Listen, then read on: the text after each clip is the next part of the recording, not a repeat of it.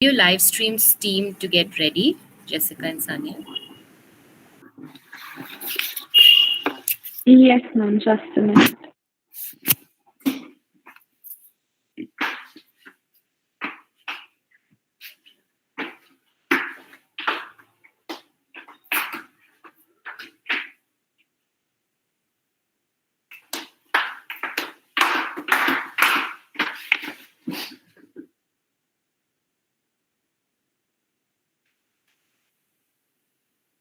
Ma'am, we are ready to go. You can start recording also with streaming. Okay, I'll press record. Then, Manat, once it starts recording, you can welcome everyone and then hand over to me, okay? Yes, ma'am.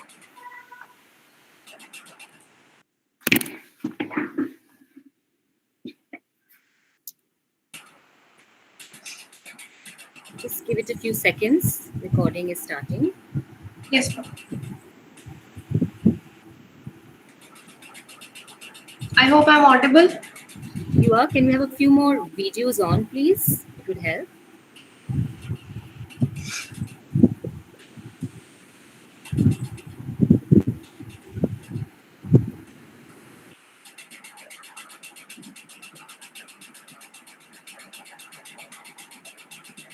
I don't know why recording isn't starting, but has live streaming started? Yes, ma'am, it's live. I guess it's a problem with my internet. Don't worry. I think we should start and not waste time because live streaming, we have one safe recorded version. Anyways. Okay, ma'am. Manu, you can begin. Good afternoon to one and all present here. Today, I, on behalf of the Women's Studies Center, Jesus and Mary College, would like to welcome you all for the third session of the webinar series titled Towards 75 Years of Freedom, Contemplations and Reflection on the Women's Question. So I would now like to hand over to Maya ma'am to express her views and thoughts. Thank you, Manat. First of all, a warm welcome to our speaker, Professor Janaki Nair, who has taken out time to share with us a very interesting and important paper that she presented a little while back on Dakshayini Velayudhan. We had spoken about this important a woman who was one of the 15 members of the Constituent Assembly that framed our country's constitution in an earlier session. But what Janaki is going to do for us today is that she's going to bring in more of, a wider, richer historical lens on what, Dakshayini represented in terms of certain aspirations, certain claims, and of course, also contextualizing the figure beyond, her family and the kind of autobiographical, semi-autobiographical sketch we engaged with her daughter. So this is, of course, a more detailed, a richer account of the country also and the cusp of change and tussles that we see, in the late colonial period and definitely in this period when the Constitution was being framed. So it's a very important session for us, and it's actually in continuation with an earlier one where we're hoping to go beyond, just a biography of Dakshayini. We're also going to be discussing the question of, what the women's movement, what certain feminist claims were also looking like at that conjuncture. What were some of the claims of the Dalit community looking like at that conjuncture in more historical detail. So I'm really looking forward to this session, also because it links up to the entire logic of our webinar series. When we started with this webinar series in, August, the entire agenda was that, our journey of 75 years of freedom has been a tenuous one. It's been a difficult and complex one.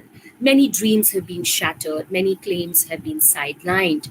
And, we cannot, in an insensitive manner, just be in a celebratory mode.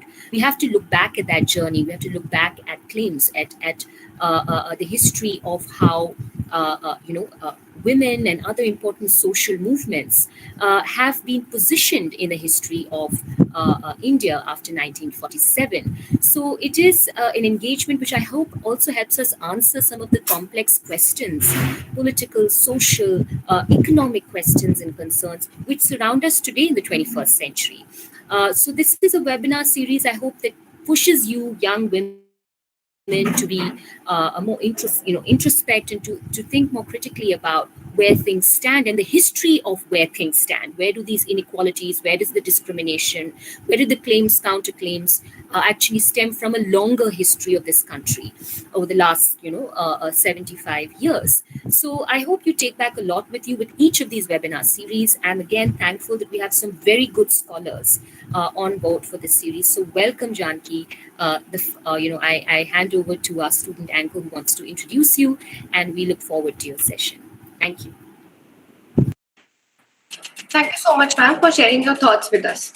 Our topic for today's webinar is Feminism, Constitutionalism, and the Historical Limits of the Law, Dakshayini Velayudhan and Beyond.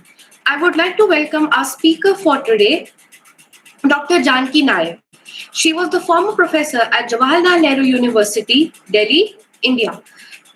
She is the author of The Promise of the Metropolis, Bangalore's 20th Century, Women and Law in Colonial India, and many other books and articles. The Promise of Metropolis, Bangalore's 20th Century, provides a comprehensive perspective on the city of Bangalore that relates to three levels of analysis: that of the conceived city, the perceived city, and the spatial practice. The book also charts the styles and forms of the contemporary urban democracy and the city as a site of a continuous redefinition of Indian citizenship. Her book, Women and Law in Colonial India, examines some of the ways in which a transformation through legislation actually took place during the colonial period. It considers some of the interests that underlay the impulse for the legislative reform, whether the demand came from the colonial state or the emerging modern Indian intelligentsia. It also examines the effectiveness of such legislation in improving the status of women in India and evaluates the ways in which the gradual involvement of women in public and political life produced significant differences in the kinds of legislative reforms that were demanded. I would request the members to kindly keep themselves on mute during the course of this session to avoid disturbances and post their comments or questions in the chat box. Now I would request Dr. Janaki Nair to kindly take over and enlighten us with her knowledge. Thank you very much. First to Maya John for inviting me to this event. I have previously participated in another of your events and also wish to reiterate that this is a paper I had prepared to deliver at Kottayam in 2019. And I say this because there is a specific kind of contextual reference that will be of importance to us here. I went to Kottayam in, I think it was early January of 2020 or late December of 2019, which was when very many important movements were taking place in our country, which have direct relevance to the link between feminism, constitutionalism, and the limits of the law. It was an invitation specifically in honor to deliver this talk in honor of Dakshayini Velayudhan. So I had a natural sort of interest in beginning with her own contribution to constitution making and constitutionalism more generally. So with that caveat, it was written, as I say, for another audience, but I'm very happy to see here so many young people, particularly young women, who will, I hope, be able to take something away from what I'm referring to. I cannot promise to do everything that Maya has outlined, which is a very, very large brief indeed, but I will do my best to answer your questions should you have them after I have finished speaking. So if I have about 40 minutes, is it that I have? Okay. to speak. So I'm just going to read in the interest of time, and I hope that you will be able to follow. But if there are things you have questions about, please make a note and we can certainly discuss them after I have ended. I request one of you to please give me a signal when I have about 10 minutes left so that I don't exceed the 40 minutes. Okay, so Dakshayini Velayudhan, as you already know from your previous lecture, represented a doubly marginalized location as a Dalit woman. She, however, insisted on seeing herself above all as an Indian in the Gandhian mold. And this is important. While at the same time recognizing the specificity of her searing experience of caste discrimination. It is this contradictory aspect of her politics that has continued relevance for us today. As one of just 15 women in the Constituent Assembly of 369 members, it was not easy for Dakshayini Velayudhan, or indeed any of the other 14 women, to speak at length in that first parliament, which was the Constituent Assembly. Yet those early seeds that were sown by the group of women and men has given us a holy book. That's the term that was used by a Supreme Court Justice, Chandrachud. A document of hope and an aspiration that has today become the center of a great transformative movement which is unfolding around us as we speak. And here I am referring, because it was written in 2019, to the anti-CAA movement of that time.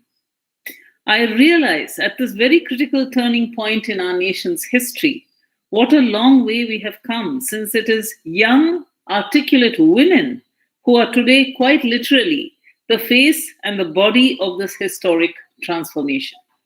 I'm referring, as I said already, to the proliferation of protests across this country against the Citizenship Amendment Act, but I'm also referring to the JNU fight back against violence, which entered the campus on January 5th, 2020.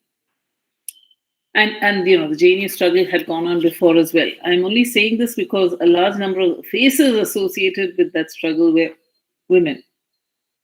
The great churning that we are all seeing around us compels us to ask a few important questions, especially at this kind of event. And the thing that I would like to urge you to think is to think historically about the links between gender, law, and society. By thinking historically, I refer neither to an unreflective argument for continuity, nor to an exercise in nostalgia. And I'm sure that Dakshayini Velayudhan would have had no patience for that way of thinking. By thinking historically, I mean thinking critically of those legacies that continue to configure and perhaps even disfigure our present, while acknowledging those important and visionary breaks that were enabled by the written constitution on the one hand and the unwritten transformative constitutionalism of our times. And here I'm borrowing from the work of Upendra Bakshi, who is a great constitutional scholar, and also on the work of Rohit Dey. Let me begin with a short quotation from one of Dakshayini Velayudhan's most passionate interventions in the Constituent Assembly, when she demanded, on the basis of her personal experience of demeaning caste practices, a constitutional legal end to untouchability. And I should immediately tell you here that her amendment was negative. It was not taken on board. But Article 17 of our Constitution honored her wish. And this is what Article 17 says. It says, untouchability is abolished and its practice in any form is forbidden. The enforcement of any disability arising out of untouchability shall be an offense punishable in accordance with law. But her demand included a note of caution, and I'm going to read that note of caution. These are her words. The working of the Constitution will depend on how the people will conduct themselves in the future, not on the actual execution of the law. So I hope that in course of time, there will not be such a community known as untouchables, and that our delegates abroad will not have to hang their heads in shame if somebody raises such a question in an organization of international nature. This is from the Constitutional Assembly debates, 29th November 1948. What was Dakshayini Velayudhan warning us against? A warning, I believe, that has redoubled meaning for feminists today, that the Constitution and that constitutional law in particular, laid out in the form of a promise, is likely to be meaningless without the concomitant transformation of our society. Ambedkar had elaborated this very clearly when he pointed out the contradictions between political liberty, which was guaranteed by the Constitution, and social liberation. And I'm reading now from Ambedkar, one of his most well-known quotes. So perhaps some of you already know this. On the 26th of January 1950, we are going to enter into a life of contradictions. In politics, we shall be recognizing the principle of one man, one vote, one value. In our social and economic life, we shall, by reason of economic structure, continue to deny that is this principle. How long shall we continue to live this life of contradiction? If we continue to deny it for long, we will do so by putting our democracy in peril. That was Bhimrao Ambedkar during the Constitutional Assembly debates. To fast forward to our own moment, feminists, after close to 40 years of legal reform and litigation strategies, have echoed a similar discomfort about too great a reliance on the letter of the law. Repeated reversals in court have led feminists to express wariness of relying too heavily on such strategies. On the other hand, the steady appropriation and domestication, some might call it mainstreaming, some have even gone so far as to call it mainstreaming, of feminist agendas, strategies, and reforms by a neoliberal state have added to this wariness. Feminists are therefore only too aware of the gap between formal and substantive equality.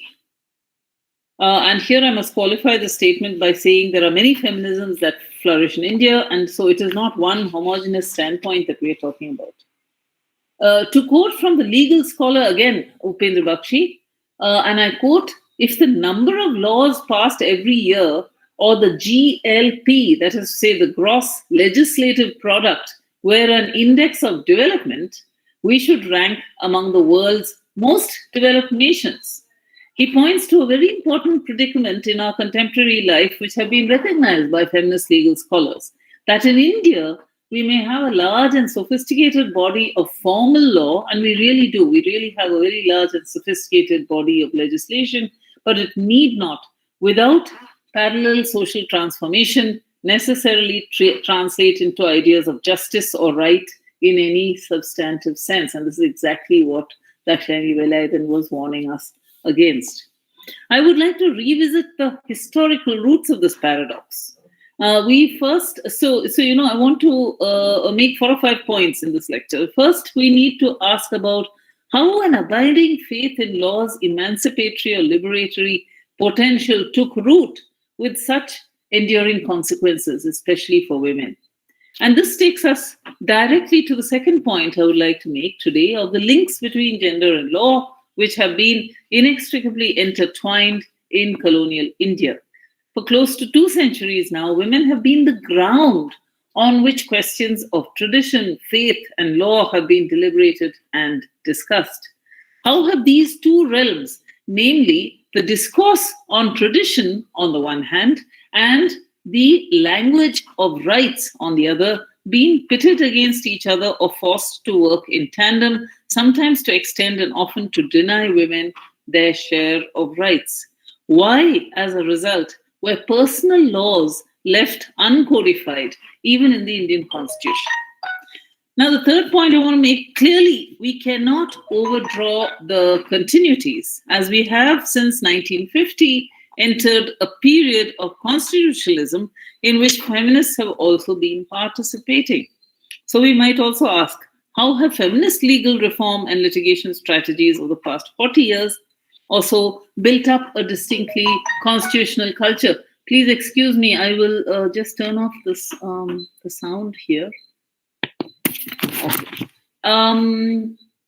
What was I saying? So we might ask, so we need to ask what feminist contributions to building a constitutional culture have been, and further, we need to ask to what extent has it in turn generated a backlash. And I think today we're witnessing this backlash, a recent return to the frames of kinship and nation. So this is constantly replayed even in our present.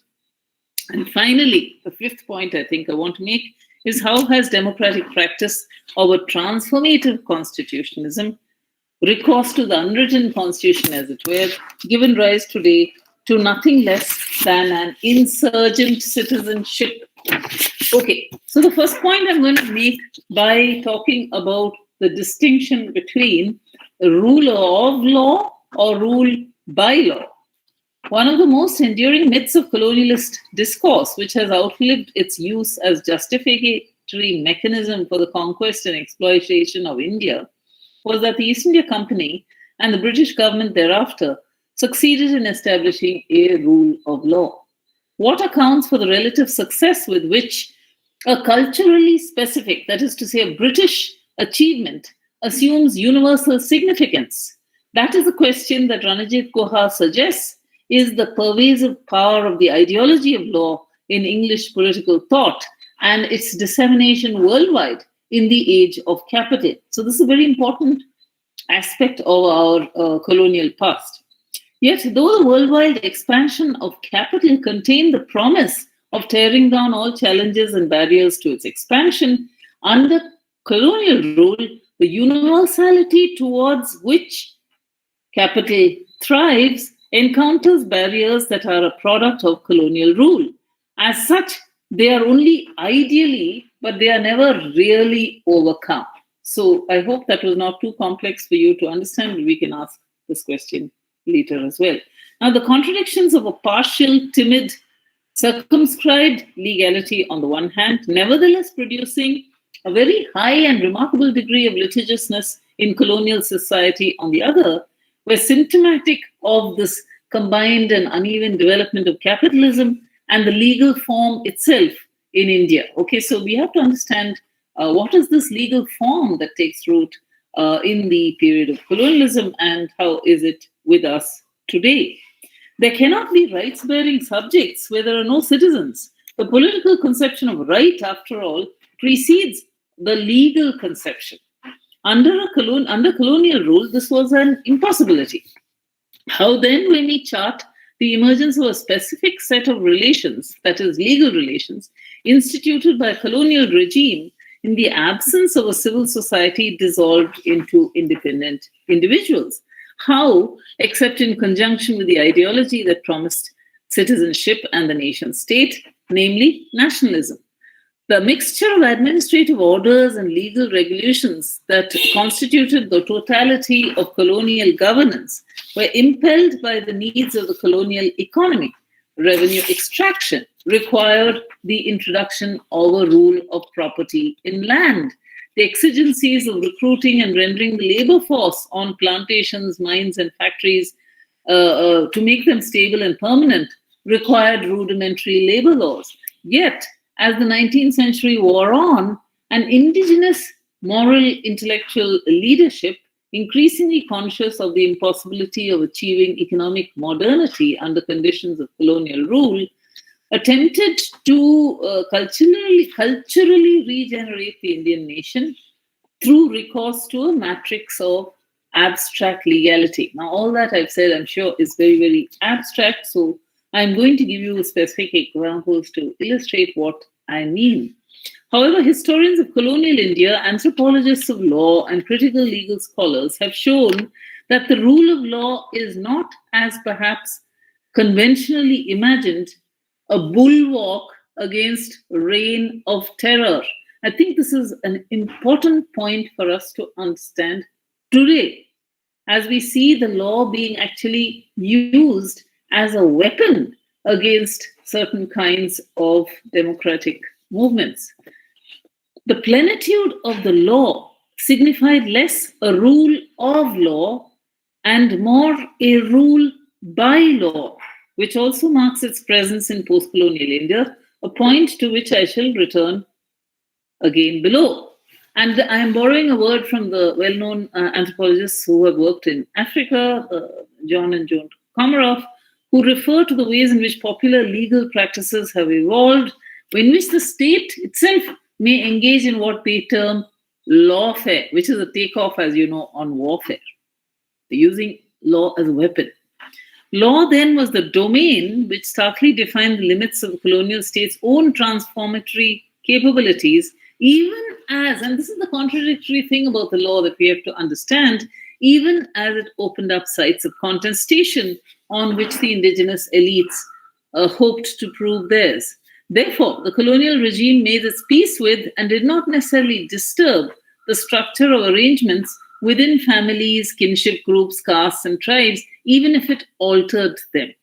The best example, as I said, is the fact that the personal laws were left,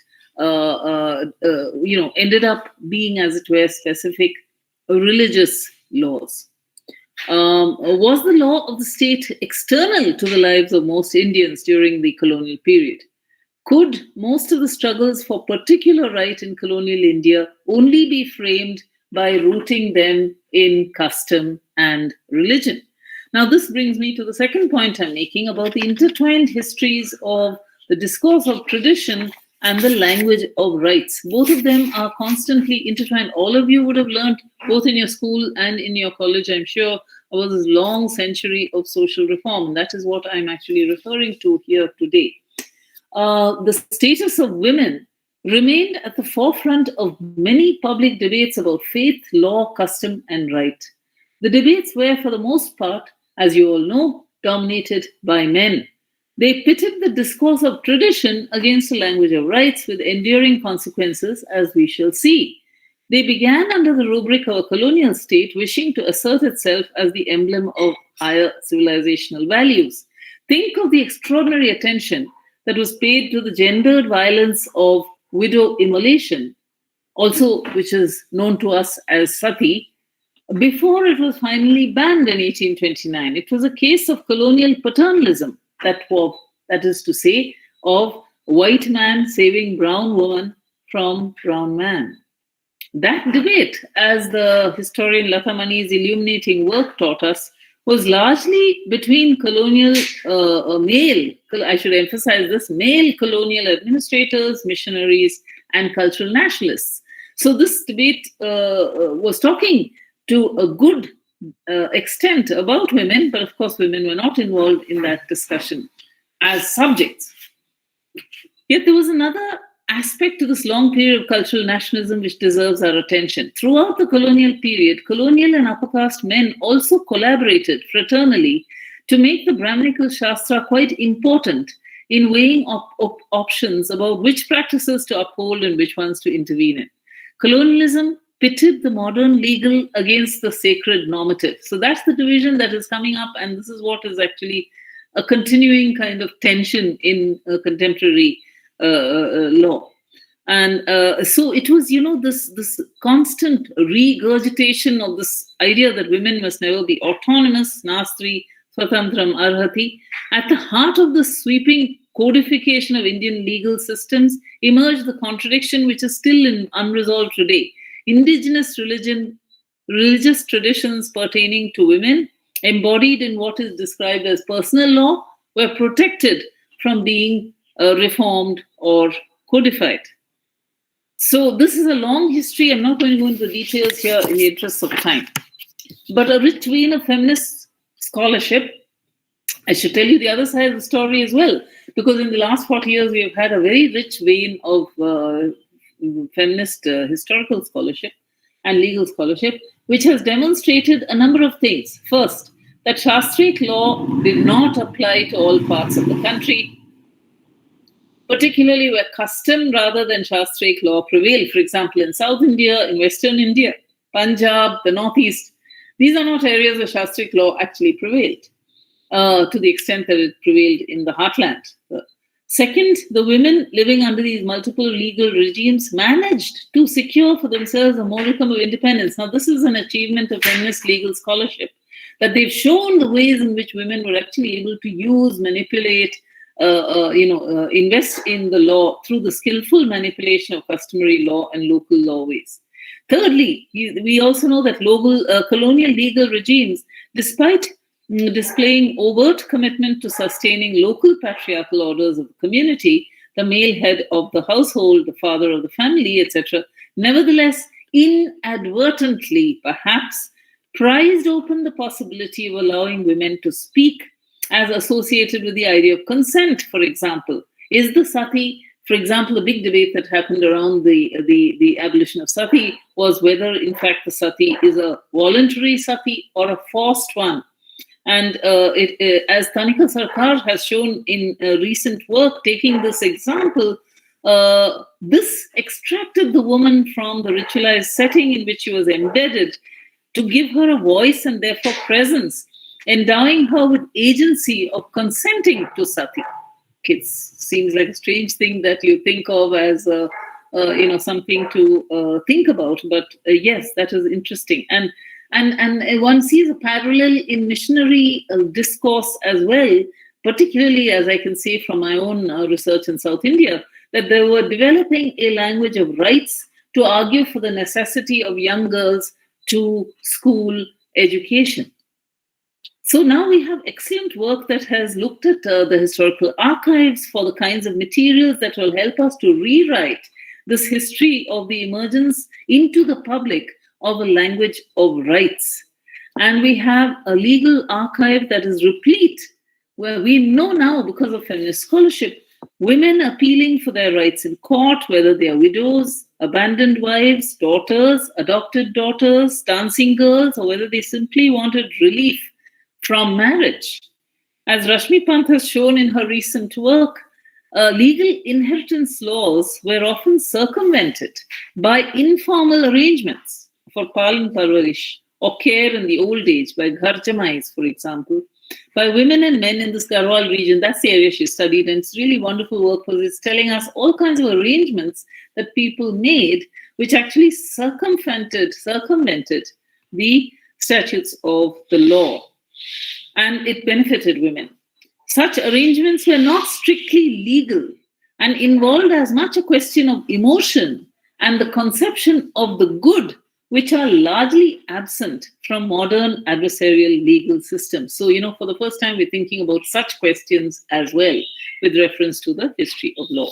Even so, some of the contradictions in our present moment arise from this early colonial impulse when men are once more coming to the rescue of women, though of a minority community, as their colonial nationalist forebears did.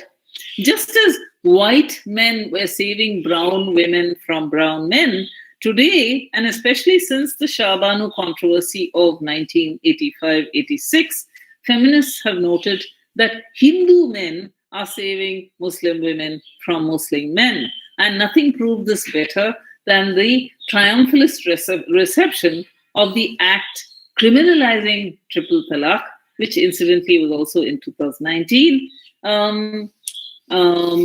And I can already anticipate a question that you will come up with, which is to say, hey, wait a minute, but as far as we remember, there were women on both sides of that debate as well. And that's something I'm going to come back to with reference to not just the triple talaq, but also the Shabarimala decision as well. Okay, so the third point I want to make is, what does this constitution do in this whole sort of setting, which I have sort of very, briefly laid out.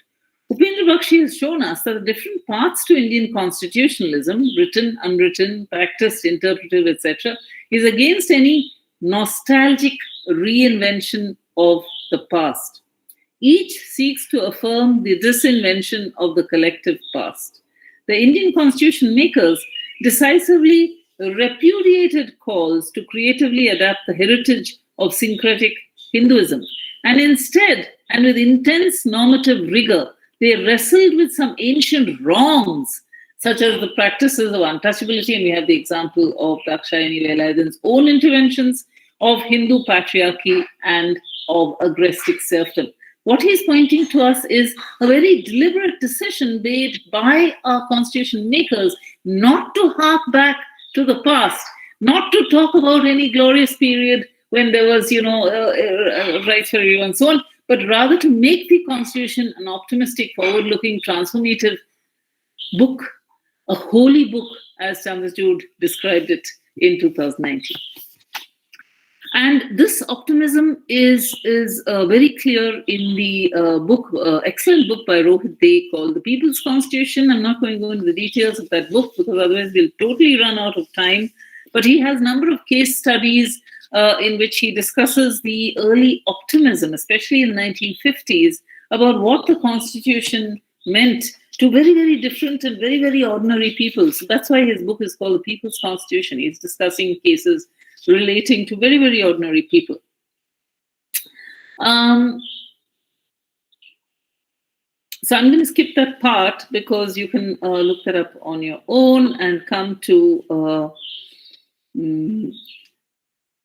thanks to the activism. So one of the cases he describes is of a woman who was engaged in sex work and who claimed her right to engage in sex work on the basis of the rights guaranteed in the Constitution.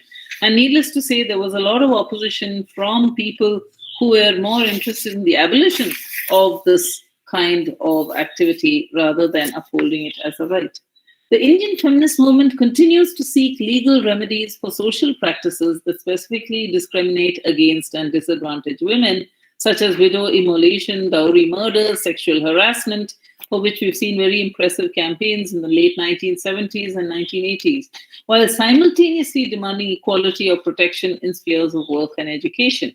In the last 2 decades, there have been complex debates on the place of law in redressing gender hierarchies, securing gender-specific protections, and ensuring equality. Indian feminists have also revised their stands, and this I want to point out to you as well, that it's not as if they have had a fixed and unwavering stand on all issues. Depending on what is happening in the context of this transformative moment through which we are living, they've also changed their demands. And the most important example of this is the 1970s, right from the 1930s, actually, Indian women had been asking for a uniform civil code to say that, we should not have personal laws which are grounded in religion, but rather we should have a uniform civil code. But since the 1980s, Indian feminists of all descriptions do not any longer demand the uniform civil code. And there is a very good reason for it, because it has now become the demand of the Hindu right as a way of actually teaching the Muslims a lesson. So we have seen that the Indian state, and this is, as you know, one of it is almost used like a threat, that we will pass the UCC is used as a threat, not for any gender justice, but in order to sort of get equal with, what they believe are the privileges of Muslim men. So, at the same time, we should be conscious of the fact that the Indian state has worked with great sophistication to incorporate and mainstream the language of feminism, to domesticate it, as it were, and to make it therefore somewhat toothless. So there's both aspects to this that we are seeing in our contemporary life. The term gender, for example, is one of the most loaded terms, because on the one hand, it seems to have been domesticated. On the other hand, it is the push by feminists to try and say it, what feminists are concerned with is not only the position of women, but the relationship between sexes as well. So there is a way in which the relationship between women and law has become much more explicit, especially on issues that are not strictly about women. And that is what is of interesting, is the interesting point that we come to now, which is the fourth point that I'm making about governance feminism and the backlash. taking stock today, we could well ask whether people have been socialized into thinking constitutionally. Has the Constitution sedimented into the consciousness of people? Or are we, given the multiple setbacks that I've briefly sketched, at the limits of the emancipatory potential of law? With what are we equipped to counter what is clearly, and I cannot emphasize this enough, a backlash against feminist legal gains within and beyond the courtroom? And I can do no better than to cite what our Honorable Home Minister, Amit Shah, had to say at the Human Rights Conclave, which he inaugurated in October 2019. And I'm quoting now from him. This is his words. If we look, he said, at the human rights of children, women, as well as that of marginalized and poor in every village and city in our country, the mechanism of human rights are built into the weft and warp of our society. Within the institution of our families, several issues related to the human rights of women and children are protected without any intervention of laws. In villages too, if you go, you will find several organizations existing for years who have been concerned about the poor and the vulnerable and have thought it their responsibility and moral duty to be concerned and have been addressing the problems of the thousands of the deprived and vulnerable. And he repeats, without the intervention of any law. If we can coordinate and merge with the innovative concepts of human rights and those existing in tradition, there we are again, back to the discourse of tradition, which I said to you was one of the standing, conflicts between discourse of law and language of rights. If we can coordinate and merge with the innovative concepts of human rights and those existing in tradition, then India will achieve unparalleled excellence in the world in the sphere of human rights. Now, I'm reading this to you because what is this saying? This statement, which cautions against too great a reliance on law by women, is simultaneously arguing for self-sufficiency of tradition that makes law redundant. And law need not enter into such spheres as the family. This is what the message is, right? And into villages and so on. In fact, the law is burden because we already have all the solutions for the kinds of disputes and discussions that emerge within families and so on and so forth. It is of limited value as an instrument of social, or more properly in our case, gender justice. It frames our current predicament in important ways. It is an excellent, if alarming, example of what I want to demonstrate: the intertwined history and constantly reinvented or privileging of the language of the law on the one hand and the discourse of tradition on the other, both with deep roots in the colonial period. So it's almost like a fear of the entry of the law into such realms as the family. How has tradition become this residual category that is so easily summoned in what is clearly a backlash against feminist achievements generally and legal victories in particular? Why is the Indian family valorized and the bogey raised each time of the family in danger? You know how often we hear this phrase. And I would like to say that what Amit Shah is doing here in this quotation I gave you is adding to the list of national enemies compiled by V.D. Savarkar. In addition to Muslims, Christians, and communists, we could add the word feminist as well. Because I'm saying that our crime statistics, you don't have to go far, you can Google this for yourselves. Our National Crime Bureau statistics, whose own status, by the way, we are in danger of losing even the truth of our statistical, that is to say, one of our great virtues was that we had a good and reliable statistical information mechanism, and that is now standing imperiled. That NCRB data suggests that the most pervasive kind of violence against women that deeply affects their health and well-being is domestic violence, and that it is growing. Now, how do you put that together with this singing the praises of the Indian family, and that everything was already known and sorted out in the Indian family? So the National Family Health Survey 3 data that's another set of data I'm talking about, showed that around 1 out of every 3 Indian women are victims of mental, physical, and verbal domestic violence.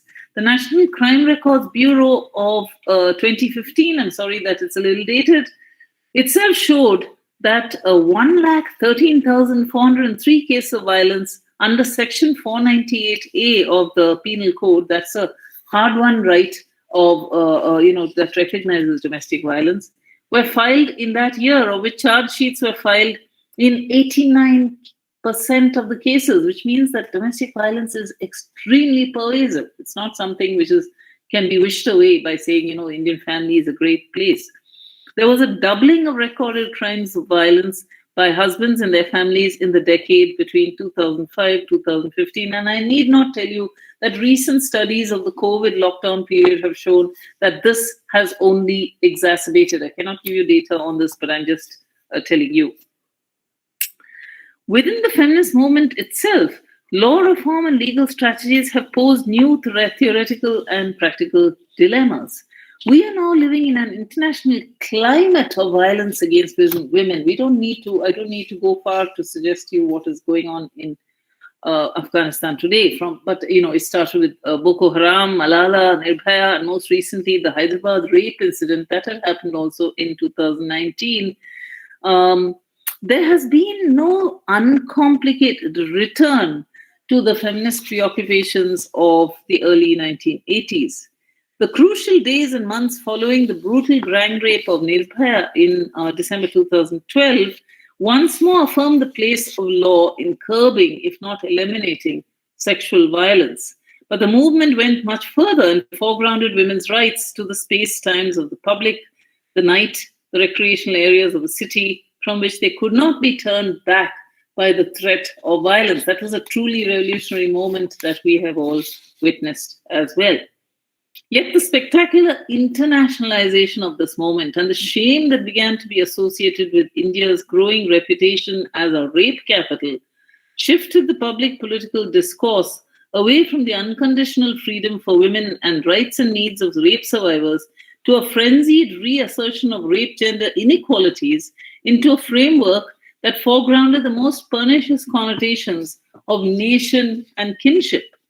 Pratiksha Bakshi has pointed this out very clearly in the contradictions between the legal subject as a formally equal universal legal subject and the political subject as a nationalist subject enunciated by the new grammar of majoritarian politics. And I think nothing reveals this more than the quotation from Amit Shah that I gave you. And this is what she says, about Pratiksha Bakshi says. She says, as women get talked about more and more, the politics around sexual violence makes everyday forms of disenfranchisement invisible, ironically under the name of emancipation. So everybody's talking about how women are going to be emancipated, but in fact, what is happening is a kind of a backpedaling, is a kind of trying to go back to this old discourse on tradition. Now, how much time do I have? Because I will go into two examples very, very briefly. Do I have another 5-7 minutes? For sure. 5 to 7 minutes. Okay. So then I don't have time to talk in detail about the Shabarimala Judgment, which was a landmark judgment when it was passed, because it actually allowed women to enter into places of worship from which they had been forbidden for a very long time. And it was done in the name. We can go up till 1:45. So it's right now 1:35. Please take another 10-15 minutes. Okay. So the case was about the prohibition of women to worship in the Shabarimala temple in Kerala, which is a very sacred space. And there was a judgment in which it was a majority judgment, a 4-1 judgment, in which 4 judges actually privileged the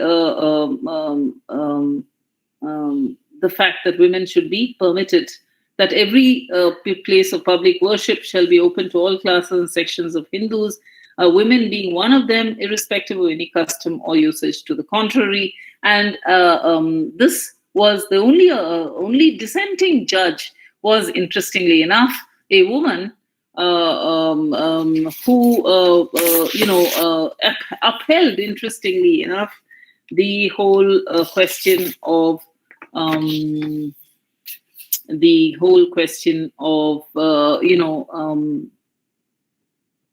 permitting law to decide questions of faith.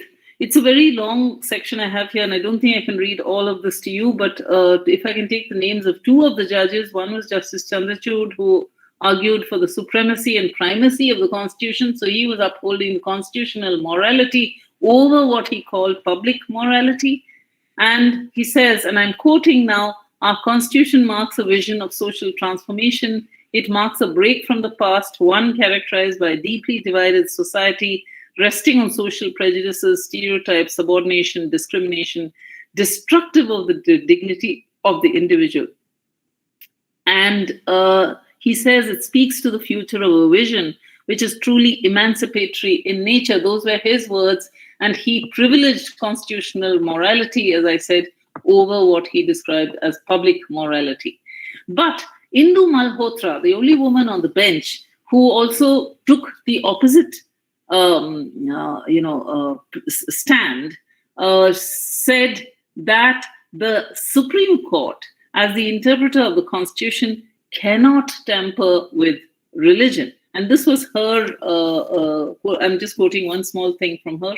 She said, permitting public interest litigations in religious matters would open the floodgates to interlopers to question religious beliefs and practices, even if the petitioner is not a believer of a particular religion or a worshipper of a particular shrine.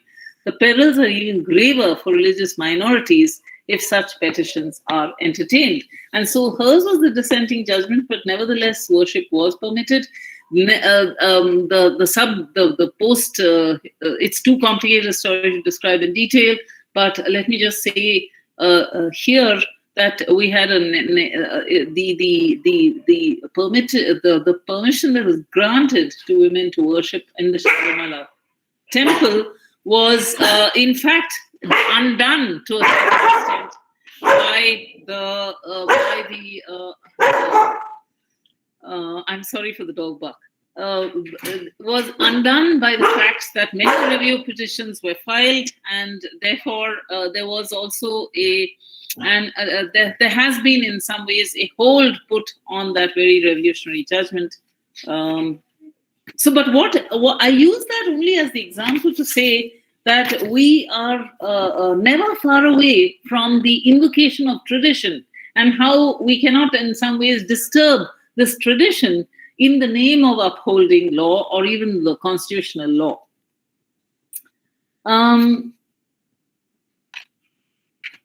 Okay, so, and then of course we had this, the other example I was going to give you is of the triple talaq, and how triple talaq actually, the banning of triple talaq, which happened also in 2019 in the passage of Muslim Women's Protection of Rights on Marriage Act, criminalizes triple talaq. Now here you see, I'm coming back to this question of what you, I'm sure had a question about, and which is that, how can you say that this is something like, a patriarchal intervention in the law, when you see in both cases, both in the case of the triple talaq and in the case of Shabarimala, that there were women lined up on both sides of the argument. There were women who were for the intervention of the law to transform the rights of women, and there were those who were against using law in order to intervene in questions of religion.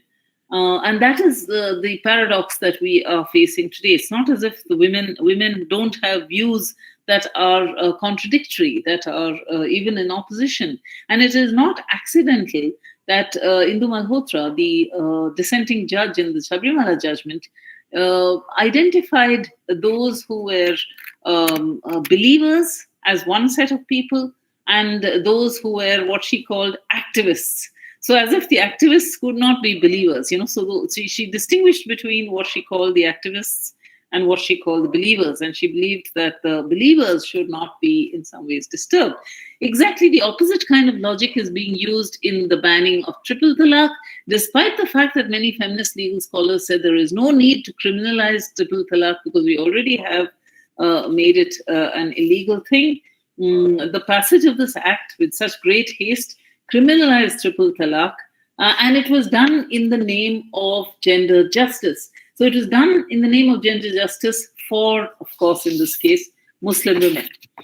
So when triple talaq had already been declared invalid by the 2017 judgment, and when women who are harassed, etc., had the option of appealing under 398A of the IPC and the Protection of Women from Domestic Violence Act of 2005, the triple talaq has been criminalized despite, and I want to underline that, opposition from feminist groups and also some specifically Muslim feminist groups as well. Clearly, even in the present day, although questions of faith can be made to override law in some cases, the case of Shabarimala, the law is often asserted to trump faith-based discriminations, as in the case of the Muslim women.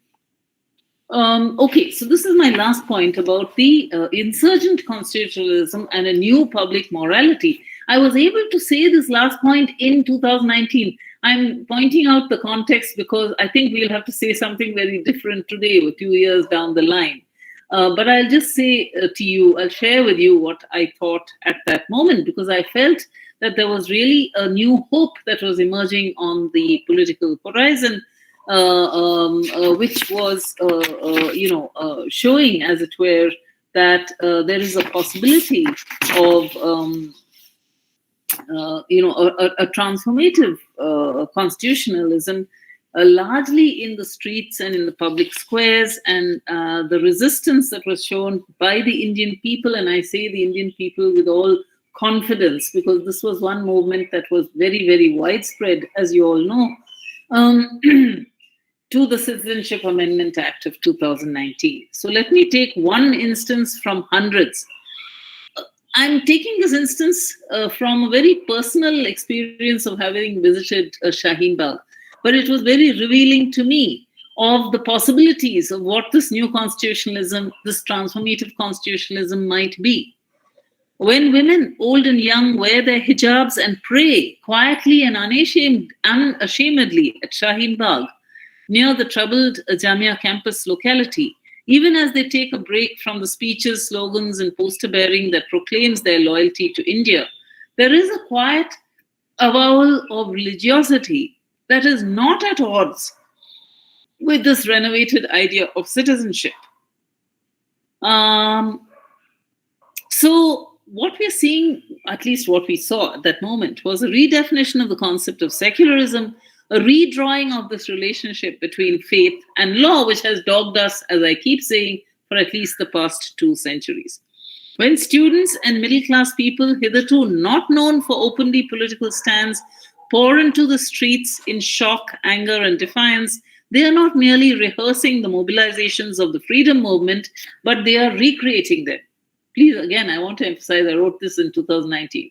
It was a very, it strikes a very optimistic note. I might be able to say, I might have to be forced to say something very different now. Thirdly, a new public morality is indeed being defined when the Constitution has been subverted within and beyond the legislatures and courtrooms. Participation in this transformative constitutionalism has been largely in our streets and public squares. Our young women and men are defining, inventing, and creating new repertoires of protest against an authoritarianism that is gaining force, unafraid. And I'm now again talking about my personal experience and witnessing of that moment. Their songs, verses, jokes, memes, and posters. There was a real bravery. There was real creativity. There was real hope in those interventions, as we all know. Perhaps it is a new courage that comes from sheer desperation. But I'm certain that the loss of fear would have made somebody like Dakshayini Velayudhan very proud. And with that I end. I can take your questions.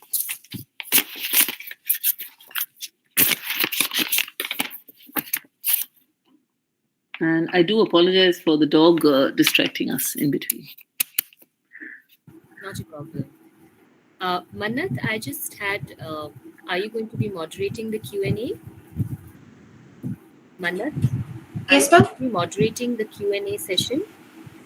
Yes, ma'am. I'll be asking the questions. Yeah, so I just had a suggestion. I think given the time limit that we have, definitely ask question 1 and then please move on to question 3 and then we'll take it from there whether we need to ask any more questions. Okay, question 1 and 3, please. Yes. And we also request other participants here, you've heard the speaker, please feel free to pose your questions in the chat box and Mannat will take them up. Go ahead. Thank you so much, ma'am, for sharing the valuable information. So the first question is that the recent dilution of important laws that stem from struggles from below, like the 498A and the SC/ST Atrocities Act, has not been per se been legitimized to the discourse on tradition. So what are the other factors that are fueling the legal backlash? To posting the question for you in the chat box.